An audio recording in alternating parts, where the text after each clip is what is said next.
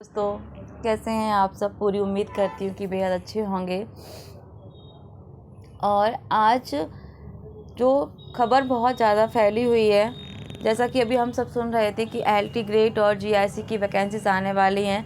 अध्याचन आ चुका है और चीज़ें पूरी लगभग हो रही हैं। तो आज न्यूज़पेपर में भी, यूट्यूब चैनल पे हर जगह एक ही खबर आ रही है कि GIC और जो प्रवक्ता की जो समकक्ष आहारता थी, वो समकक्ष शब्द जो था वो हटा दिया गया है।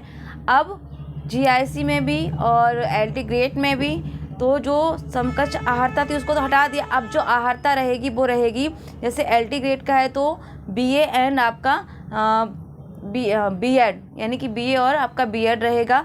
उसके बाद यदि आप GIC प्रवक्ता में करेंगे तो उसमें आपका पोस्ट ग्रेजुएट यानी कि MA प्लस B.Ed।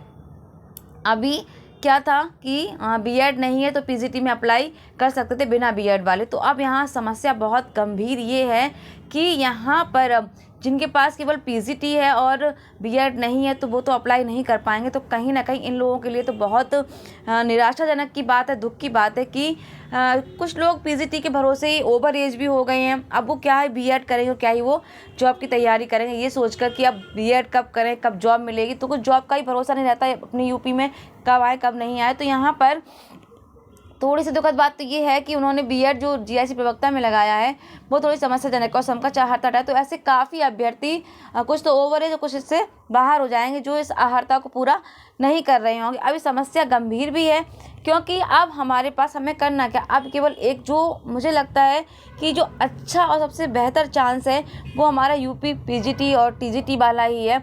तो हमें अब इसमें कोई कसर नहीं छोड़नी है, अपनी मेहनत को भरपूर करना है, जी भरकर करना है। यानी कोई भी किसी भी तरह की कहीं से कोई गुंजाइश नहीं छोड़नी है। बस ये आखिरी मौका है, ये सोचकर हमें तैयारी करनी है क्योंकि आने वाले टाइम में कंपटीशन का लेवल इतना टफ होता जा रहा है। फिर वो कोई भी सब्जेक्ट हो, मैं ये नहीं कह रही हूँ केवल हिंदी ही, सभी कंपटीशन का जो लेवल है और वो प्री और मेंस का चक्कर है तो ये बहुत ज़्यादा डिफ़िकल्ट हो जाता है कि सब्जेक्ट की तैयारी तो ऑलमोस्ट सब कर ही लेते हैं। जो फर्स्ट पेपर की दिक्कत रहती है उसमें कहीं ना कहीं समस्या आती है और जब नेगेटिव मार्किंग हो जाती है तो शायद मुझे लगता है और दिक्कत आती है। हालांकि पढ़ने वालों के लिए नेगेटिव मार्किंग का जो रहता है वो अच्छा रहता है। तो यहाँ पर तुक्के नहीं लगा सकते, ये बेहतर है।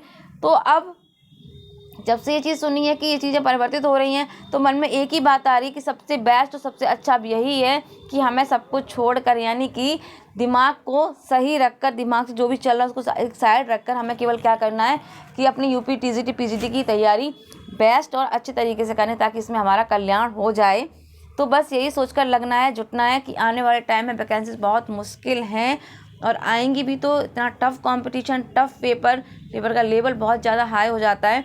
तो वहाँ पर जो मेरे जैसे उम्र के बहनें हैं या भाई भी हैं तो उनके लिए मुझे लगता है कहीं ना कहीं डिफ़िकल्टी, क्योंकि जिम्मेदारियों के चलते इतना सारा बोझ खुद का भी होता है, घर का भी, और फिर पढ़ाई का हम एक साथ लेकर नहीं चल सकते हैं।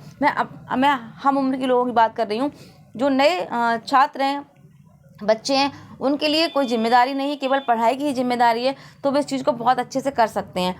तो यहाँ पर बस हमें अब वही है कि हर तरीके से साम दाम दंड भेद सारे तरीक़ों से बस यही करना है कि UP TGT PGT फाइट करना है और उसी में सफलता हासिल करनी है। तो LT ग्रेड GIC के भरोसे जो अभ्यर्थी हैं बहुत अच्छी बात, तैयारी करते रहिए। यदि आपके पास समय है तो मैं तो यही कहूँगी, सब्जेक्ट ऑलमोस्ट सभी का होता है, अभी से आप फर्स्ट पेपर की तैयारी में लग जाइए। यदि सच में आप GIC और LT ग्रेड में एग्ज़ाम में बैठ रहे हैं तो सबसे पहले एक ही काम करना है आपको, फर्स्ट पेपर आज से ही शुरू कर दीजिए और जो उसका सिलेबस है जो आप देख लीजिए और पढ़ना शुरू कर दीजिए। बिल्कुल भी देर मत कीजिए फर्स्ट पेपर के लिए।